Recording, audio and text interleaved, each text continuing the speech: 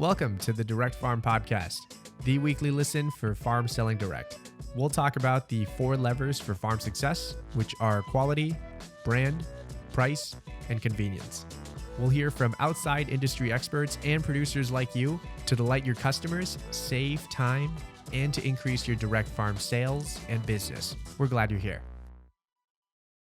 Welcome to the Direct Farm Podcast. We've got a terrific conversation for you today with the Grassfed Exchange. I'm delighted to welcome Russ Conser, the president for the Grassfed Exchange. Welcome, Russ. Hi, Alyssa. Thanks for having me on. Thank you so much for being here. So I guess to get things started, tell us a little bit more about the history of the Grassfed Exchange.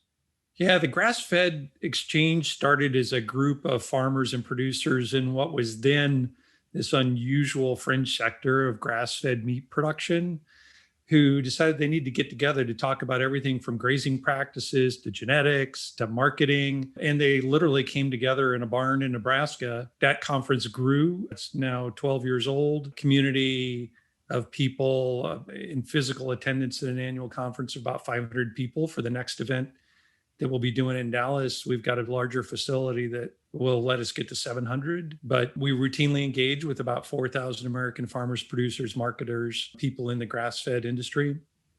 I said Dallas, I should say Fort Worth. Don't take offense. Dallas, the Will Rogers Center in Fort Worth. It's just wonderful. It's almost like, coming home to Cowtown here in Texas. I'm just outside of Houston, right? With, which is legendary. Fort Worth is legendary in the cattle industry, where cattle and all kinds of livestock are a part of a system that can help do good things for the world. So we're excited about looking forward to that, even though it's a year away. It was supposed to be a year ago. Of course, COVID kicked that down the road. But yeah, and it's all about, our role in life is to, we state our mission is to humbly exchange the knowledge of the gifts we are given to reawaken the health of the people in the land. We're primarily a how-to organization. So this isn't a big theoretical exercise in people and why they ought to go grass-fed or why they ought to get into regenerative.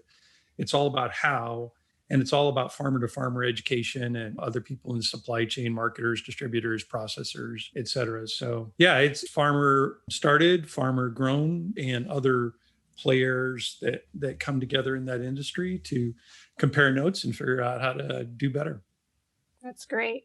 Tell us a little bit more about the mission. You mentioned, giving back to the land, the animals. Mm-hmm. It starts with the producers. It starts with the farmers. So tell us about that mission and the vision behind the Grassfed Exchange, as well as, I believe you are also the CEO of Blue Nest Beef. So on a personal level, what does this organization mean to you? Oh, wow. It's honestly where a key part of where my journey started anyway. So maybe I'll go there second, because it may be a little bit of a rabbit hole. But the first part of that mission statement, right, to humbly exchange knowledge, it really contains the idea that I have knowledge, I have skills, but there's things I don't know. So I'm humble. So I want to learn from somebody else. And so one of the things that's absolutely true about the Grassfed Exchange and our mission here is a willingness and a receptiveness to share what you think you know, but be willing to learn from somebody else all the time. A really giving and sharing environment. We've really expanded that quite a bit to be able to incorporate people of all ages. So it's really fun to watch young people engage with people who have been doing it for a while and learn something like profound. And likewise, the other way around, people that have been seasoned farmers in the space, learning from great questions and insights that young, innovative farmers and producers are doing. The second part of that mission statement, which is to awaken the health of both land and people, is a recognition, right? Intimately connected. I guess I'll avoid the really big rabbit hole here, but I think if there's one way to characterize what's gone wrong in the last 500 years, if not 10,000 years, is that we unwittingly adopted an assumption that separated us as humans from the natural systems that we're a part of. There's this big divide. And I think one of the things that all regenerative producers come to recognize is that the health of land and people are intrinsically connected. They're literally grounded in soil. And so, the whole industry, right, has moved from this appreciation. I think if you, in the proto kind of grass-fed industry 10 or 20 years ago, you would have found that the conversation started among people like, okay, I'm not a cattle farmer, I'm a grass farmer. But I think today you'll find that most people realize they're actually soil builders, and that the cattle and the grass and all the other parts of an ecosystem are part of making that happen. And then in recognition of that, the product from that has to flow through a viable supply chain of processors and marketers and distributors that get that healthy product all the way to the consumer's plate in a way that the consumer values it, appreciates it, can get it when they want it, right? Huge problem and opportunity. And so really what we try to be as the Grassfed Exchange is a place where everybody can get together, see old friends like you can at any conference, meet many new ones, but then learn from each other on how to kind of make that whole system work. We really do think that the only future for farming in America or anywhere in the world is regenerative in the long run. And the only way we're going to get there is by comparing notes farmer to farmer, actor to actor in that system to get there. Now, in terms of my own role or my own kind of history, I had nothing to do with agriculture 8 years ago. And I happened to be there when Alan Savory gave his famous talk at TED that really catalyzed a lot of people and found it very intriguing. But it wasn't until some further serendipity fell into place a few weeks later that it caused me to really look into this question. I'm an engineer and a scientist by background. And so for me, I was already on the kind of the grass-fed train for health benefits early on. But what really intrigued me about the space were the potential solutions for climate change and environmental problems. And serendipity led me to meet my now wonderful friend, Peter Bick. Many people know him as a movie producer, the Soil Carbon Cowboys videos that people see. And so I got on the phone because somebody encouraged me to meet this crazy Peter Bick guy. And Peter just kept twisting my arm. Russ, you need to come to the Grassfed Exchange. Russ, you need to come to the Grassfed Exchange. He wouldn't let up. And that was in 2013 when the Grassfed Exchange was being held in Bismarck, North Dakota. And so I flew all the way from Houston to Bismarck, North Dakota. I'd never been up there before and just thought this was the most amazing thing ever, that these farmers, not only could I see with my own eyes, the magic that would happen in ecosystems when farmers produce differently. But what I saw was just this incredible, open, welcoming spirit in the community of farmers where they were, learning and sharing with one another. As an engineer by background, pragmatism is what wins. I care about things that work. And what I saw was farmers and ranchers, they're just making stuff work. They're working hard every day to learn and they're doing amazing things. And so literally I'd already made the decision, I'm coming back next year. I have nothing to do with this industry, but these people are awesome. And I was already all signed up to attend in 2014 when it was in Missouri. And then the keynote speaker, Fred Provenza, became ill and they called and said, hey, Russ, you want to give a keynote talk about soil carbon? and so suddenly I was a speaker at an event I was just planning to go to attend. And that just, made me, much more deeply connected to this community. They asked me to join up and be a part of their community. And I guess the rest is history. So even things like this Blue Nest beef, it's kind of what can I do for it? I continue to be very involved in the science, but the commercial side of me is what can I do to help get the industry moving in the direction by bridging the gap with consumers. So yeah, that's great to hear that it started as, a passion project of something you were curious about and interested in. Because I think, when you're confronted a problem, sometimes it starts with, I'm curious about this. How can we fix this? How can we solve this? And then having that community build around that common problem and working together and figuring out a way to, adapt and to evolve. So how would you say that the organization, the Grassfed Exchange, has evolved over the years? It started as a conference, but now looking ahead in 2021, almost midway through the year, how has the organization evolved going into the future? Well, one of the first things I'd say important that's proudly already in our most recent history is we've greatly expanded the diversity in age and location and participation of everything you think of in the demographics. So really, when the Grassfed Exchange started, it was dominated by seasoned farmers that were just trying to make ends meet and make something work. And only through the gracious support of other partners did we start really going out and targeting bringing young people into this solution. And it fundamentally transformed the organization into a place where now we got, it's fun when you have little kids running around under your feet at a conference, and people holding their babies because they're welcome. It's multi-generational, and that's, incredibly exciting. It was also important for the Grassfed Exchange in our recent past. That first trip to Bismarck, North Dakota, coming up on 8 years ago now, was like a big step for Grassfed Exchange. Should we just be like a little local event that people come to, or should we try to get out and move around? And it was such a success that the Grassfed Exchange is now been around to every corner of the country, or not every corner, but many corners of the country. Georgia, New York. Last year we were in California, came back to South Dakota. We're in Texas this year. I'm really proud that we're going to be in Texas. The following year, we're planning to go to Canada. So to be truly international, a small step international. We're planning to be in Calgary. And where we go, I think, is kind of we're beginning the phases now of virtualization of this community. There's a great tribe, flock network of folks that have come to know each other, that it, has this welcoming, sharing attitude, like many people significantly set back by COVID and the difficulties in getting together face to face. So recently we've started monthly virtual events here where we call them the hallway conversations. It's kind of like the B tracks, I guess, of a recording studio type stuff. But when we talked about it as a board, we recognized that the thing we missed about the conference wasn't the PowerPoints. It was the opportunity to compare notes with other like-minded and curious people in the hallways between those big talks.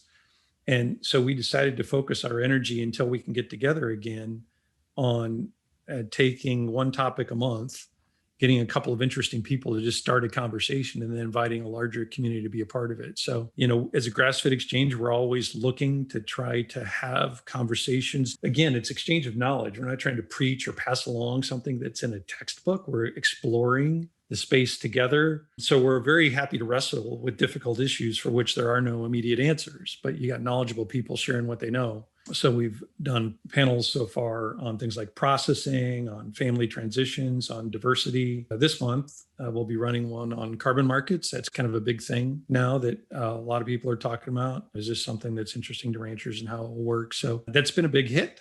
And we hope to do more of that. Where that takes us as a Grassfed Exchange, not completely clear yet, but if we can be a network of people that can be there to humbly exchange knowledge, to help awaken the health of land and people wherever people are, whenever people are, we're not wedded to the conference itself as the form we need to be in. We love it. It's always great to get together with friends. And I'm sure, like every event, it's going to be more special than ever when we get back together again, right? The important part is, we're all living still amongst broken land. I mean, the world got to see the broken meat and livestock industry last year, right? When COVID hit early, right? And all the big meat packing and processing plants started falling apart.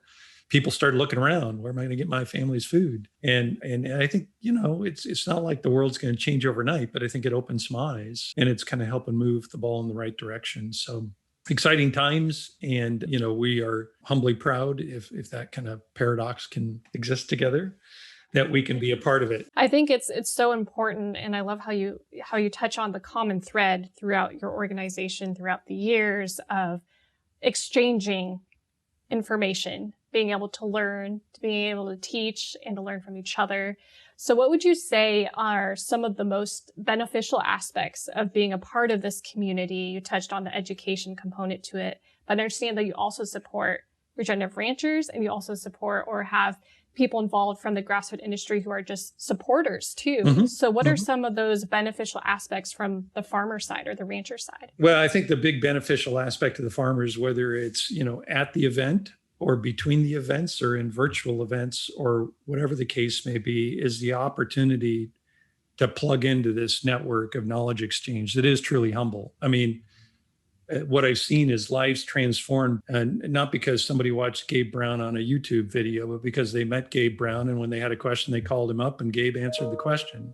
Now, I hope Gabe's phone doesn't start ringing off the hook, but that Gabe Brown quality of people, whether they're young or old, or they've ever been on a video or anything before, they're all over the country. I mean, we have amazing regenerative producers, families, young and old, that are out there figuring out how to make, grow grass that grows healthy soil and grow healthy meat everywhere in the country. And the opportunity to pick up the phone or text message or email someone you met or talked to or saw. What's really awesome about this community is it's just so giving. People are routinely reaching out to each other and getting plugged into people who are willing to help. And, I'm just a cog in the wheel, kind of an heir to all the hard work that the many pioneers who built this organization have created. And I'm sure the many will come afterwards, but the power isn't in us as a board or officers at all. It's all in that kind of farmer to farmer interaction all the time. The power of the organization is that ethos and culture of that community that's willing to share. And I think between those hallway conversations, as well as the conference itself, you're giving people that opportunity to interact and to engage and learn from one another as well. So for looking at the conference through that lens, I know you hold that conference annually every year. What would you say is maybe a point for those looking to attend? What can they expect from attending the conference? The important thing to understand is that it's a how-to conference. That's how I like to describe it. So yes, you can come and get inspired, but hopefully you're inspired because you find people that are actually getting stuff done, and you can learn about how to get whatever it is done you need to get done.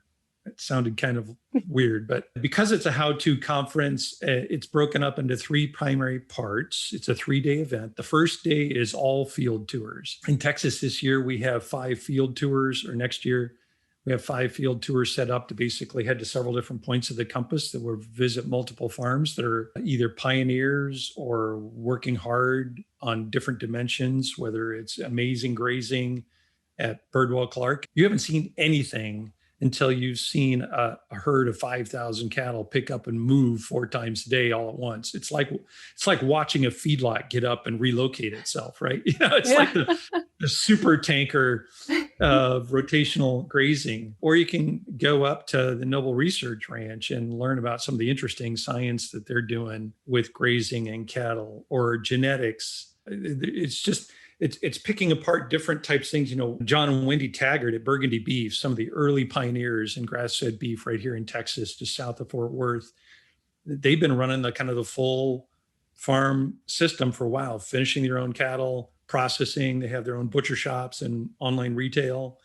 So people who want to learn about that marketing, they can come learn about that. And instead of learning about it in a PowerPoint presentation, you're going to go spend the day with John and Wendy, right? It's that richness of hands-on learning that's important on that first day. The second day is more what you'd expect, with feature speakers, usually in depth. Our talks are typically about an hour, but a lot of good break time. So hour-long breaks with a large exhibit floor. This year, we'll even have some interesting things going on, like a demonstration of butchery. So people can come in and see how you might be able to market some different cuts of meats to animals and learn what it takes to do that. And it's going to be fun for the upcoming one. Instead of doing what we usually do, which is kind of a big evening, kind of interesting, provocative talk, we're holding a good Texas barbecue and folk dance. Yeah. So what we call the regeneration celebration. So you can expect to come and have fun. And then on that last day, day 3, it's all about smaller group topical breakout sessions, mostly a little bit of presentation, but a lot of conversation in those things. So take a topic, invite 2 or 3 people to give some introductory comments, and then start a dialogue in that group. So whether that's challenges in grazing management in different environments, or how to market your beef, or how to deal with land and family transitions over generations, these kind of topics are things that, we can get those deeper practical dives in. So that kind of 3-part event, in-field tours that are with people that are doing real stuff, big inspirational talks with great breakout sessions, or great breaks to talk and meet people and learn things, and then good breakout sessions on the 3rd day to go in depth in areas that you're particularly interested in. I think we're all humbly learning at this point in this space, very excited about what we see. Personally, the farm tours are, to me, always fun. There's just nothing like seeing farms in completely different parts of the country applying the same principles, but in very, very different ways, and, getting exciting results, and, learning things. Part of that knowledge exchange isn't just knowledge that works. It's I did this and it didn't work and I lost my butt, and here's how we survived it, or whatever. It is not at all uncommon at the Grassfed Exchange to hear someone tell you their story of what went wrong. And again, that's a part of that humble exchange. Yeah, I love how you present the information too in different ways. So you have those breakout groups, you go on the farm tour, you also have those keynotes and presentations, because people absorb information in different ways, and being able to have that hands-on experience to go do, what they're going to do on their farm as well. And then with that theme, tell us a little bit more about the theme for your event, which is Rooted in Wisdom. What was the decision to have this conference rooted in wisdom? You've been paying attention because we just came up with that a couple of weeks ago, and we're very excited about it. I mean, we felt our previously planned event for Fort Worth was called Shared Stewardship. That felt really good at the time. And COVID kind of changed everything. And we had a really good conversation of the board of, what's the meaningful conversation we need to have now? Wisdom is one of those really powerful words, right? That allows us to connect to knowledge in whatever form it may be. It may be the wisdom of the land itself, but it may be the wisdom of different peoples. I'm particularly fascinated here in Texas with the wisdom of indigenous peoples that came before us.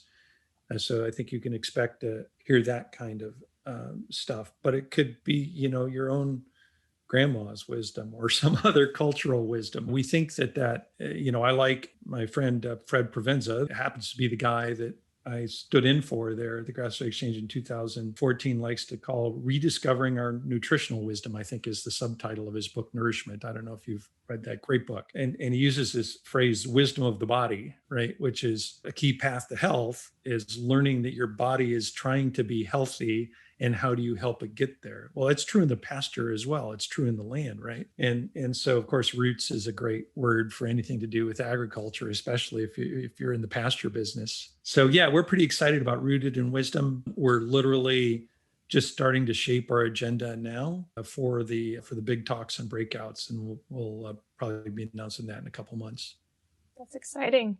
In 1 year's time, right? May 18th, I believe, is May the first 18th date. of 2022. Mm-hmm. So yeah, just a little over a year from now. And that should really be one of the things we try to do with our conference, is time it to really get the most out of those tours. And mid-May in North Central Texas, the grass is really rocking. It's getting warm, but it's not hot. And, these tours that we have will allow people to explore and see, some really interesting things in the field. You can do an indoor conference any time of year, but it's those tours that really kind of, wet up with the calendar of the sunshine. So far, we've been blessed with those tours. One of the things that's fun with farmers is they're not afraid of rain either. And they're not afraid to get, mud on their boots, if that's what it is. We had some pretty massive rainstorms in South Dakota a couple of years ago, and we had to call a couple audibles on tours, but we did them. And we had a blast doing them. It'll be seared in my memory for a lifetime. The day we visited the 777 Bison Ranch in South Dakota on a rainy day and watching the herd of bison go up the hills and down the other side. And in this case, it literally was the ranch that Dances with Wolves was filmed at. So, it's just amazing to see ecosystems function in ways that I think we take for granted. Back at the first time, I always take my wife with me, and we went to the Grassfed Exchange in Missouri. And at first moment we set foot on the pasture, and she grew up on a farm here in Texas. It's like, oh my gosh, it's different, right? It's full of insects and butterflies, and look at all the bees and the birds are singing. It's a completely different world than industrialized farmland, which is, pretty much dominates the landscape everywhere. So anyhow, it's an inspiring community to be a part of. It's a humbling community to be a part of, and it's a privilege to be a part of it. That's terrific. And I understand that you also have, or at least last year, you implemented the Herd Fellows Scholarship Program. Yep. That's what I was referring to earlier when I brought young people in. A group of philanthropists that called themselves the Herd said, we really think the big issue is transferring knowledge to the next generation of farmers. This would have been 2015, 16, somewhere in there. And we said, well, why don't we work together? Because we got a bunch of old farmers here. Let's work together to bring some young farmers in to meet the old farmers. And, they'll probably both enjoy it. And it's such a huge hit that I think I still remember the day in 2016 in Georgia when we had the first class of Herd Fellows. These are people whose, opportunity to attend this conference been funded by donors. And it was really kind of on a whim. I think we had something like 30 Herd Fellows in the room at lunch, and said, come on, stand up. We're going to have you all introduce yourselves. And it was almost palpable. I could see tears in the eyes of our farmers because for the first time, they saw hope in the future of farming.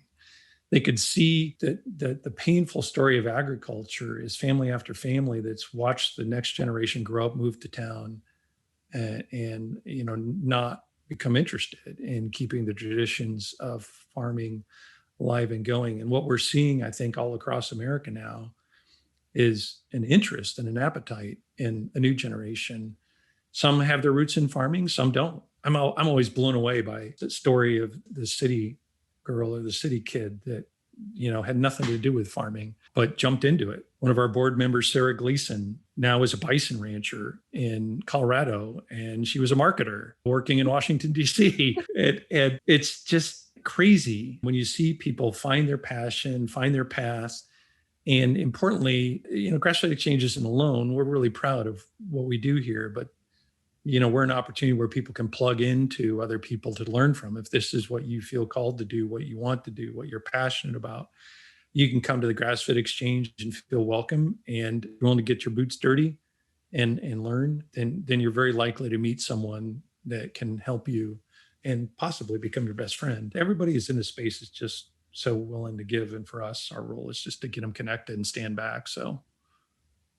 Yeah, that's great to hear that, passing it on to the next generation is, top of mind, because like you said, farmers as they retire out or, if they're, have a family farm, but maybe they're trying to figure out, if their kids are interested in taking over the family farm, being able to educate and give resources around that as well. So how can listeners support the Grassfed Exchange, whether that be through the Herd Fellow program or possibly another program? Well, people can absolutely, if people are interested in donating the Herd Fellowship program, they can certainly drop an email to us at info@grassfedexchange.com, and we'd be happy to chat with you. Participate in one of our virtual hallway conversations, which we do by Zoom and Facebook Lives. So we try to make that really easy. You don't have to register or anything. If you just go to the Grassfed Exchange Facebook page on when the event goes live, you can participate in that conversation and start, put it on your calendar now. Be in Fort Worth on May 18th through the 20th of 2022.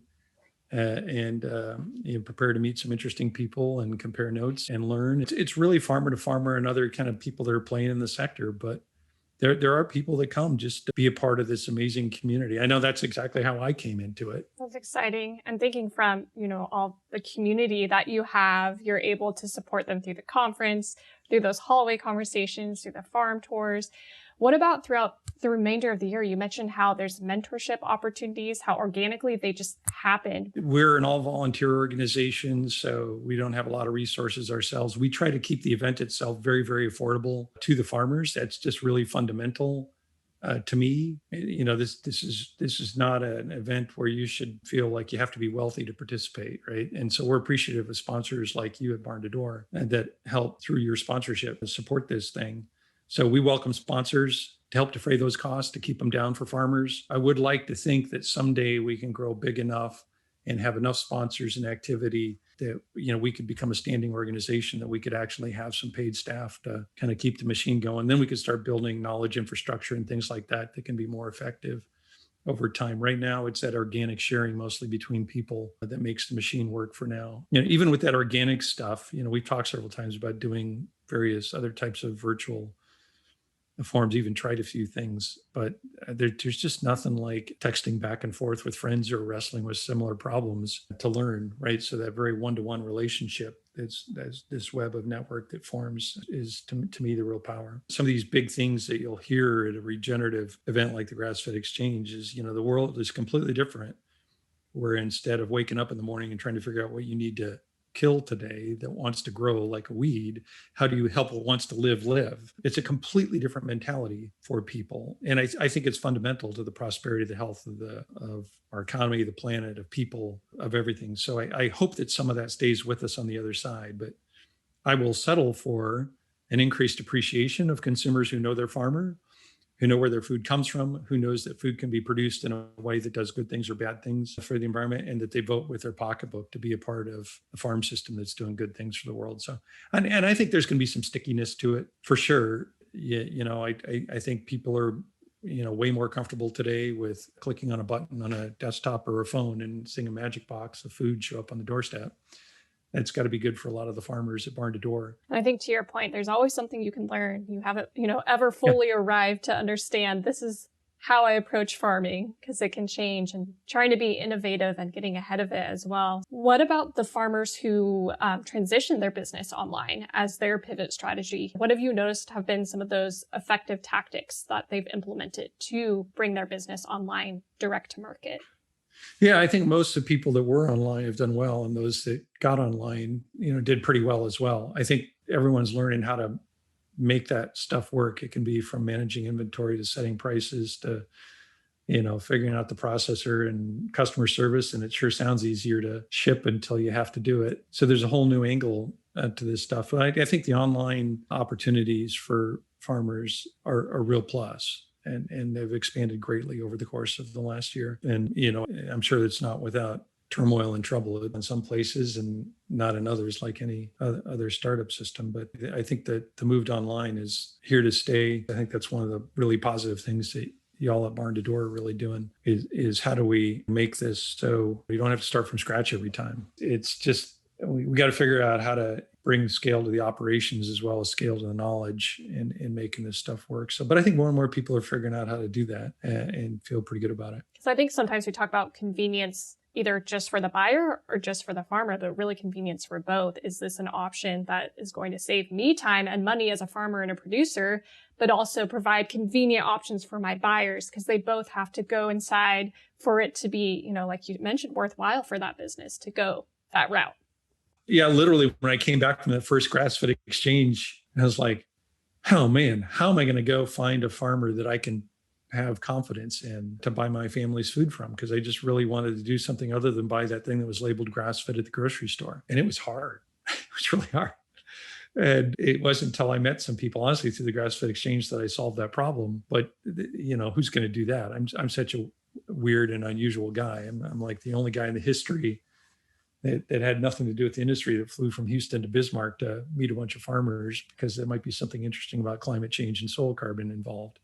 So that's a totally unscalable model, right? My own route is unscalable, but I think the opportunities that we're, companies like yours are bringing to this, where you can kind of marry that, make it easier for the farmer and make it easier for the consumers at the same time, is really awesome.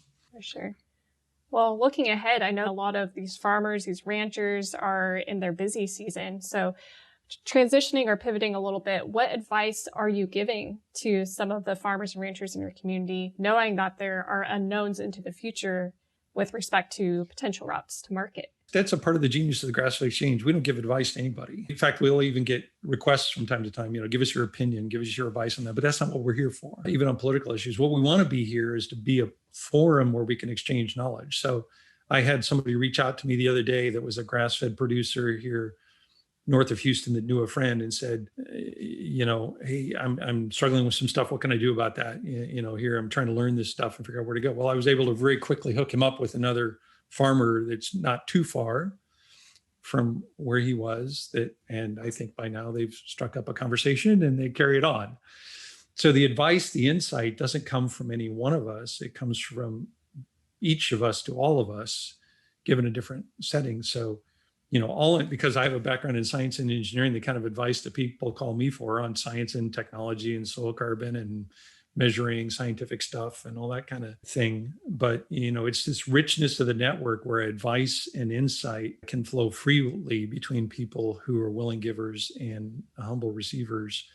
That's what we're here for. And anything we can do as a Grassfed Exchange to kind of explicitly set up a forum to have a conversation. Like I said, the next conversation we'll be doing here on carbon markets, people may want answers. What we're going to do is have a conversation that allows them to hear some people who are wrestling with these issues talk about it. Right? And then they make up their own decisions. Well, that made sense. I liked what he or she was saying. I should, give them a call. I should learn more about that, or I ought to look into this. And to me, that's what the Grassfed Exchange is about. There's no book on that bookshelf that has the answers or the recipe and how to go about this. But somewhere out there in our community is someone who either knows the answer or is working towards it that is willing to share. And that's what we try to focus on. I also think from a brainstorming standpoint as well, when you have more people involved in that, forum where it's safe to exchange ideas and thoughts, and creativity is kind of fostered in that type of environment as well. Completely. I think, creating a safe place where both crazy ideas and past failures can be shared and celebrated is fundamental to creativity. My background actually is in large corporation innovation, and I used to run a large international program of investing in people with just out of the box, super crazy energy technology ideas. And that's just such an important part. You have to create an open sharing space where people can entertain, play with, explore, try, fail, try again. That's how change happens. It doesn't happen because somebody read the magic solution for the future in a book and implemented it and boom, bang, it was successful. That's just not how success happens. Success is hard work. It's trying, it's failing, it's learning, it's trying something different. And then, finally it comes together. So, we're all on a journey in our lives. And, I think Grassfed Exchange is really just an embodiment of that. Well said. Before we sign off, is there, I guess I would say on the personal side then, from your science background, you have background with innovation and businesses. Do you have any advice that you would want to share with farmers? Yeah, the magic is always in what you think you know that isn't so, as they say, right? One of the things I've absolutely learned in breakthrough science and engineering and technology is that it's very often the hidden assumptions in what we think is necessarily true or practically true or always the way we've done it. Because whatever that is, there's hidden assumptions in there. And the future is contained in, some new idea that violates the assumption that you didn't even know was there. So that willingness to realize, and this is where humility becomes so important, right? To realize none of us knows as much as we might like to pretend we know. That helps keep us open to learning from others, to trying things new.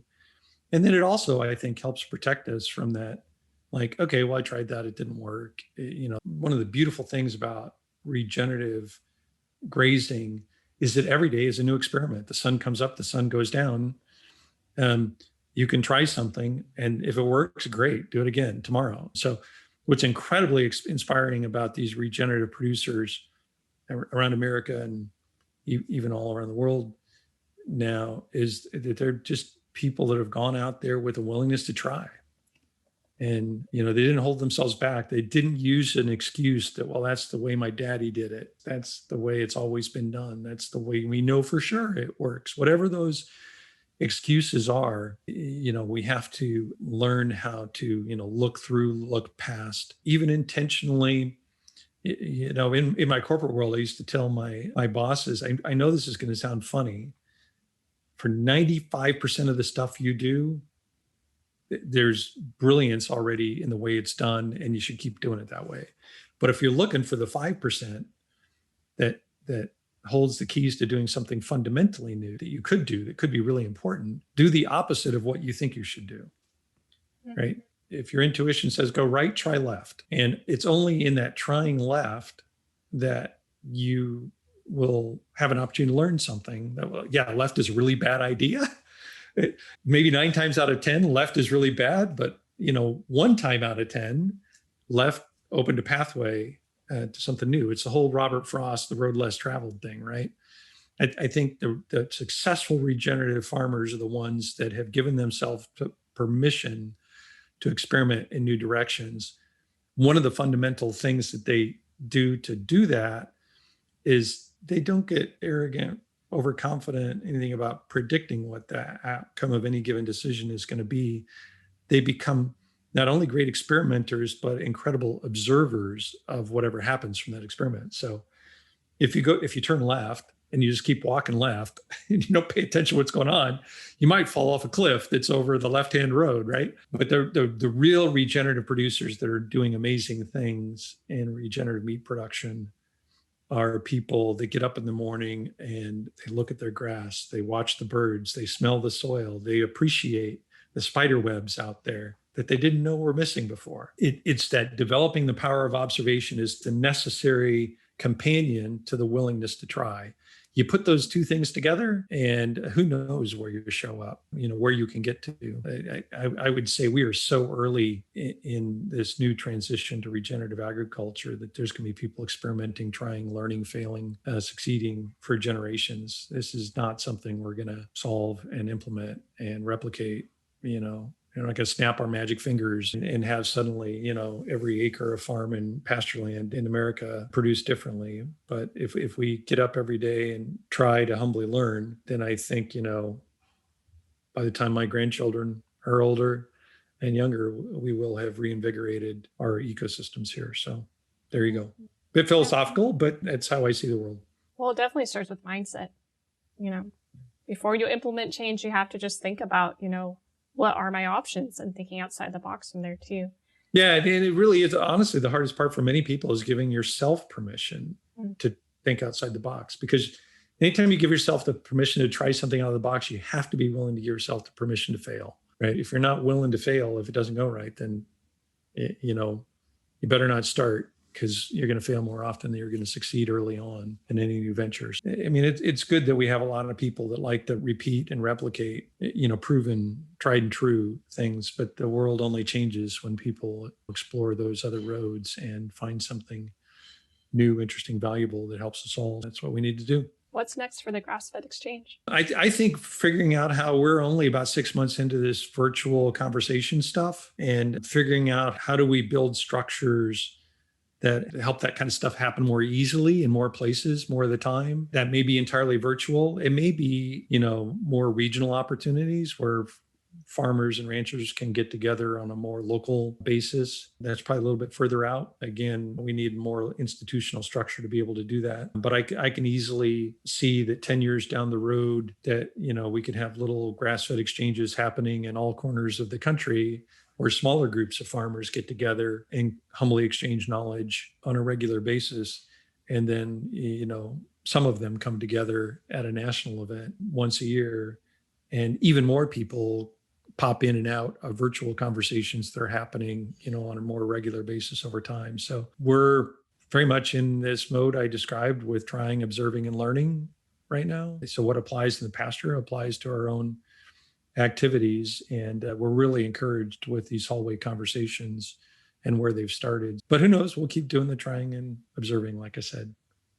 Well, I'm excited to hear where you guys end up and to check in with you in a year's time, because I'm sure a lot will change within the year. So thank you so much, Russ, for joining us today. I hope you get to come to Fort Worth too and be present with us there. It should be a blast. So I hope so. Yeah. And for the folks listening in, please mark your calendars for May 18th of 2022. So not 2021, May 18th through May 20th, 2022 in Fort Worth, Texas, for the Grassfed Exchange Conference. And I also want to extend my thanks to all the regenerative ranchers and grass-fed industry supporters who are part of the Grassfed Exchange community. At Barn to Door, we are delighted to serve regenerative ranchers and farmers in all 50 states. For more information on the Grassfed Exchange, you can visit their website, grassfedexchange.com. And to learn more about Barn to Door, including access to numerous free resources and best practices for your farm, you can go to barntodoor.com/resources. Thank you so much for tuning in, and we will see you next time. Awesome, Melissa. Thanks for having me.